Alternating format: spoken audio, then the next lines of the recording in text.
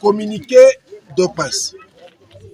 Les forces armées de la République démocratique du Congo dénoncent une énième provocation des éléments M23.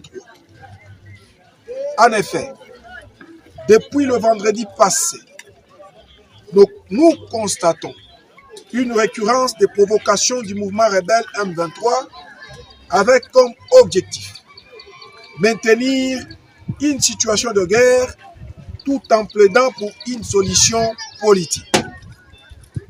Pour rappel, les M23 ont attaqué nos positions à 3 reprises, successivement le dimanche 15 mai à 13h à Mouati, le mercredi 18 mai à 3h à Kanyundo 1, et la dernière provocation en date est celle de ce jeudi 19 mai à 13h50 à Nyarubara dans la localité de Kabasanza, en groupement de Boueza. À cette dernière provocation, les forces armées de la République démocratique du Congo ont riposté de la bonne manière et la situation a été vite maîtrisée après une vingtaine de minutes, malgré les 2 blessés enregistrés dans leur rang. À l'heure actuelle, la situation reste sous contrôle des forces loyalistes qui consolident leur position. Puisse la population garder son calme et vaquer librement à ses occupations.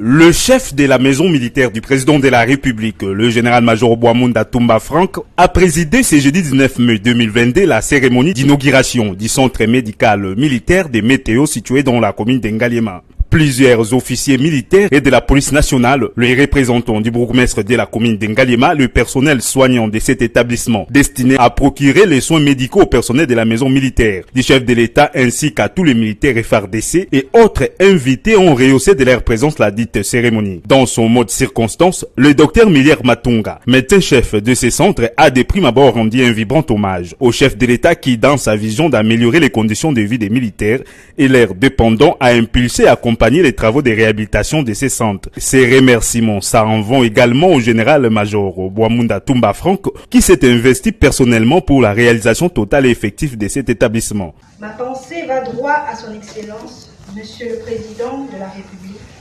chef de l'État et commandant suprême des forces armées de la République démocratique du Congo, qui a impulsé et accompagné les travaux de réhabilitation de ce centre.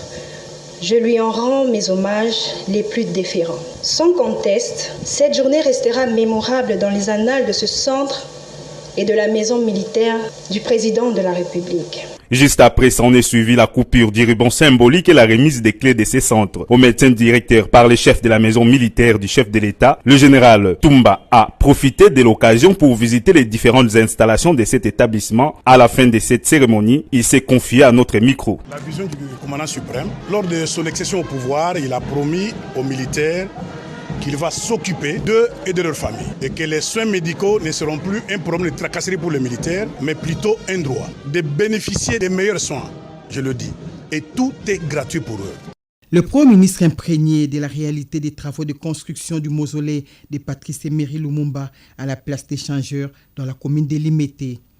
Il est 11h lorsque Jean-Michel Samalukonde Kyenge arrive sur le site où reposeront à jamais les reliques du tout premier Premier ministre de la République démocratique du Congo. Un tour du chantier en compagnie des ministres de la Culture, du Tourisme, de la Communication et Médias, ainsi que du gouverneur de la ville-province Kinshasa a suffi au chef du gouvernement de se rendre compte de l'état des travaux qui évoluent à pas de géant de ces mausolées en mémoire de ces héros nationaux. Le maître d'ouvrage de la société chinoise SZTC devra le remettre au gouvernement d'ici le 20 juin 2022. Selon toute vraisemblance, les reliques de Patrice Emery Lumumba seront rapatriées en République démocratique du Congo au mois de juin prochain. Fort du calendrier qui presse, Jean-Michel Samalukonde Kyenge parle de Patrice Emery Lumumba en termes de la fierté nationale dont la mémoire mérite d'être honorée. C'était le 17 janvier 2022 que j'étais venu sur ce site pour poser la pierre pour les lancements des travaux, tels que souhaité par son Excellence Monsieur le Président de la République, de voir les reliques de notre Premier ministre revenir et être honorés ici en République démocratique du Congo. Aujourd'hui, c'est une suite de cette visite et je vois en tout cas qu'il y a une évolution par rapport aux travaux. Il y a une volonté d'accomplir ce projet dans les délais, mais dans tous les cas, tout ce que nous avons vu ici nous a encouragés de penser que nous allons atteindre cet objectif. C'est un site évolutif. Nous allons d'abord avoir bien sûr cette grande cérémonie pour recevoir notre Premier ministre, et puis par la suite des aménagements se feront pour que ça soit ouvert au public et vraiment un site culturel qui va reprendre toutes nos valeurs congolaises.